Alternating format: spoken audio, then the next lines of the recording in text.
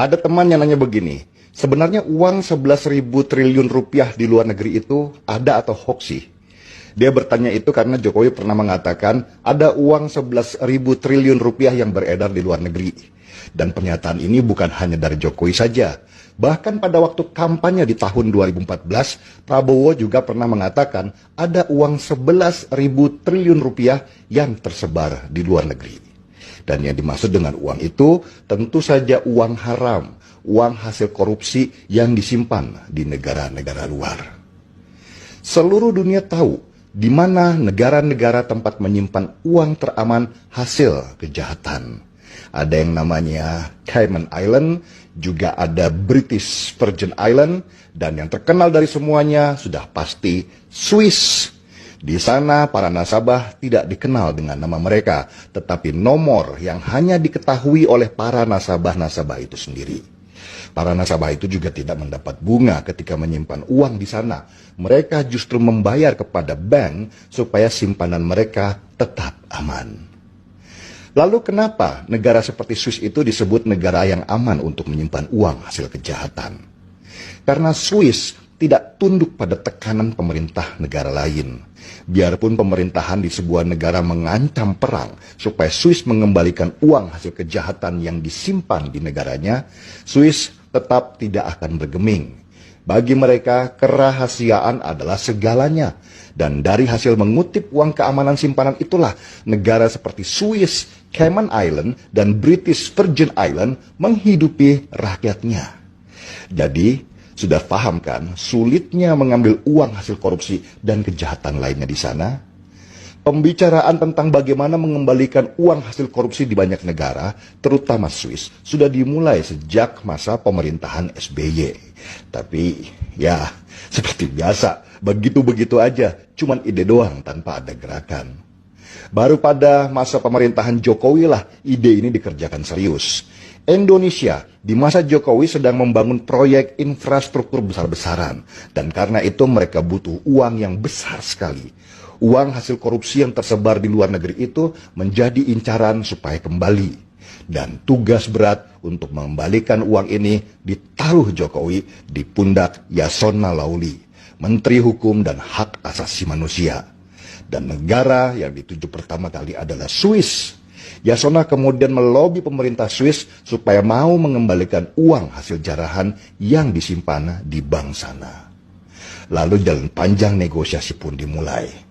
Tidak mudah meyakinkan pemerintah Swiss bahwa Indonesia ingin uang hasil kejahatan yang disimpan di sana kembali ke negara kita. Baru 5 tahun kemudian, tepatnya bulan Februari 2019, Indonesia menandatangani kerjasama dengan Swiss dalam bentuk perjanjian timbal balik atau Mutual Legal Assistance atau MLA. Selesai? Belum. Itu baru perjanjian saja. Karena untuk bisa membuktikan bahwa uang yang disimpan itu adalah hasil kejahatan, harus ada perangkat hukum yang lebih kuat, yaitu undang-undang. Maka disusunlah rencana undang-undang yang kemarin disetujui DPR menjadi undang-undang.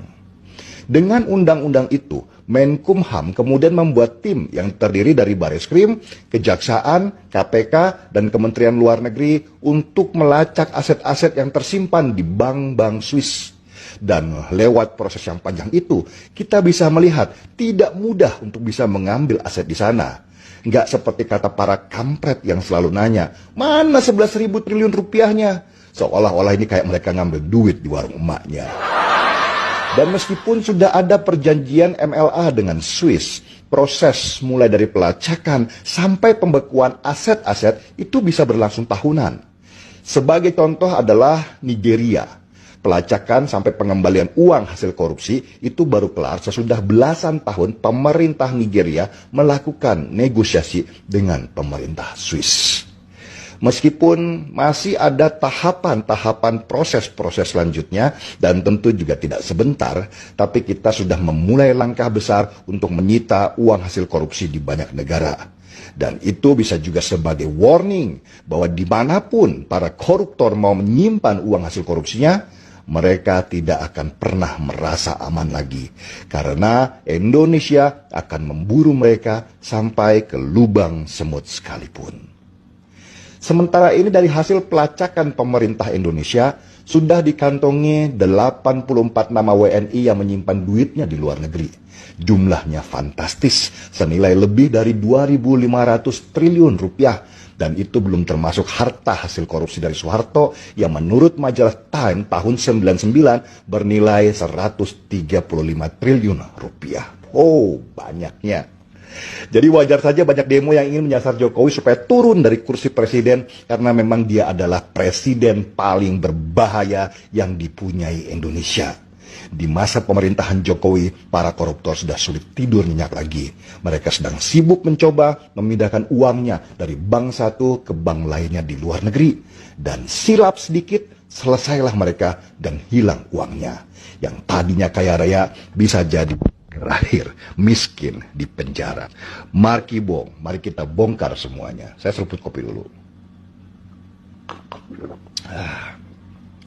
Saya Denny Siregar, kita di acara Timeline.